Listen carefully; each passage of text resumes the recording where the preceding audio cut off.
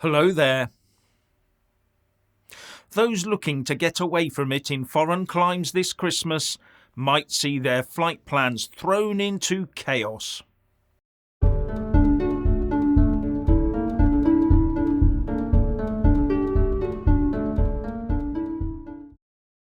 Now, if you haven't already done so, please do subscribe and then like and comment below.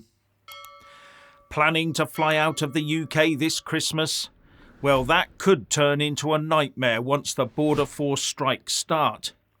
And airlines are being told to cut flights on strike days by 30%, with the Times saying that the strikes from the 23rd to the 26th and the 28th to the 31st of December will affect the following airports: Birmingham, Cardiff, Gatwick, Glasgow, Heathrow and Manchester.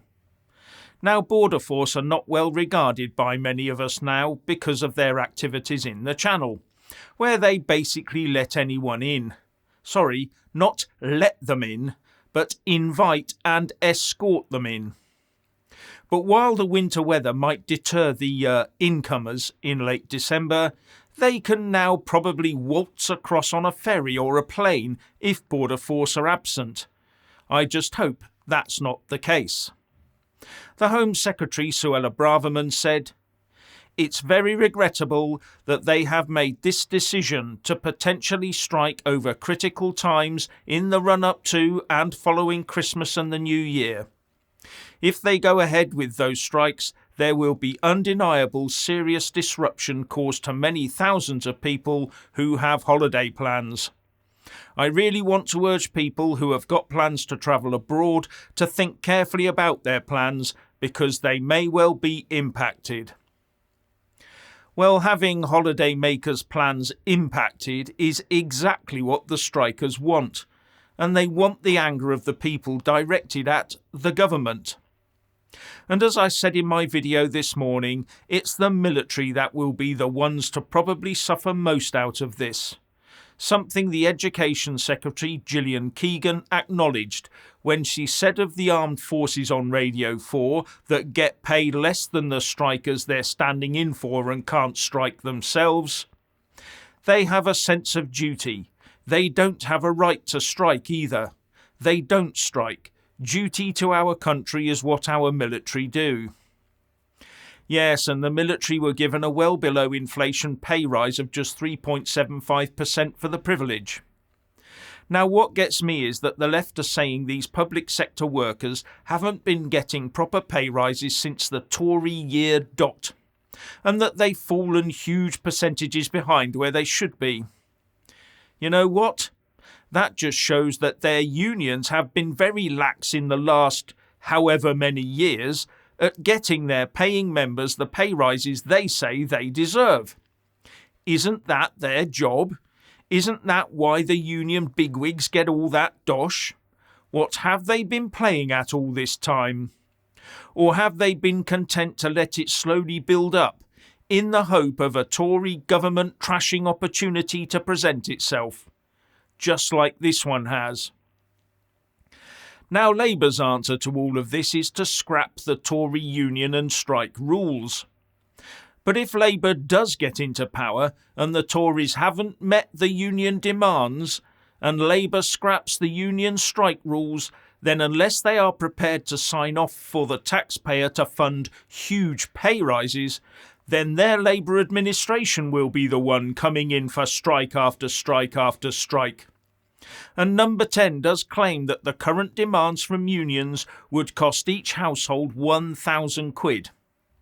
Now, that would be a delicious dose of the unintended consequence for Labour, wouldn't it? Now, is this the trickle that turns into a tidal wave?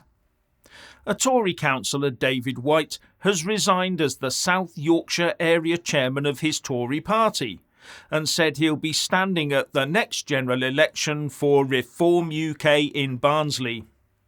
And an independent district councillor, Richard Langridge, said he'll be standing for Reform UK in Witney. And the Reform UK leader, Richard Tice, said today that he's in conversation with more Tory MPs and councillors about crossing the floor to his party. Reform UK, of course, being Nigel Farage's Brexit party rebadged. Now, a couple of councillors and some conversations do not a summer make. But now that they are coming out in public, we might see this drip, drip, drip turn into a trickle, and then maybe more. All it would take is a bit more publicity and then one or two more defections, and that might well happen. It might also get the centre-right parties to somehow gel together, so you can now expect a left-wing press onslaught against any party on the right of centre and giving them all the usual labels. Right now, the left has captured the Tory party and probably thought it was game over. But it was never going to last long. And another day of Met Police in action where the eco-loon just stop oil protesters are concerned. But although the police did nothing to stop the protest and keep the traffic flowing, they were prepared enough to reportedly have 3 squad cars lined up with officers on hand to assist the eco-loons when they arrived at their start point. So the police knew all about it and when and where it would start, it seems. And off went the march, consisting of some protesters, 4 police vehicles and some 9 police officers, says the Telegraph. All official-like. Sounds like there were more police there than protesters. And the only other people the police showed any interest in was, firstly, a pedestrian who hurled an orange and some expletives at the slow marchers. And the pedestrian, for his troubles, got a final warning from an officer, as well as a lecture along the lines of, "They're minding their own business. What harm are they doing to you?" Well, let's hope those officers get stuck behind a protest after a long and difficult shift. And a second incident was where the driver of a skip lorry decided to take a detour through a park to get around the slow-moving blockade. The police haired after him, lights flashing and sirens blaring, and nicked him. They can be swift and decisive when the mood takes them, but just not with eco-loon protesters. And in a third incident, a cyclist shouted at the protesters and forced their way through. The public were tired of these eco-loon antics months ago, and they grow more infuriated by the day. And they are getting as equally tired with the police and their antics of facilitation. And they are more than tired of the inability of the government to keep our roads free of these dangerous idiots.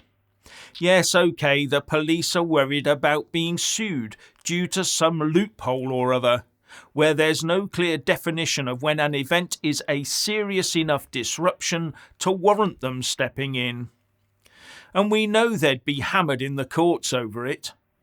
But the police and government have surely had enough time to change that. And finally, when subscribing, please don't forget to press that little bell and also select the all option, or you won't get any notifications when I publish a new video. And thank you all so much for taking the time to watch the show.